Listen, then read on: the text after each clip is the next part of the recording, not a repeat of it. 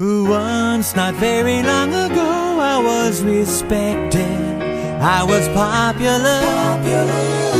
But now I hang my head in shame. My life is filled with such regret, a bad mistake I can't forget, and now I'll never be the same.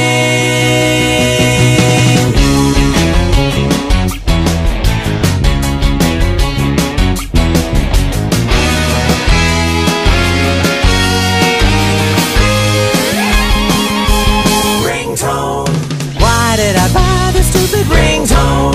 I just can't imagine now what I was thinking at all. What was I thinking? My friends all stare at me whenever I get a call. When everybody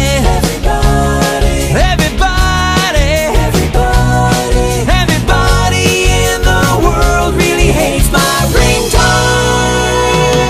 When my phone goes off at work, I look like the biggest jerk. Total strangers wanna slap me around. When it's ringing on the terrace, my neighbors get embarrassed. They're begging me to move out of town.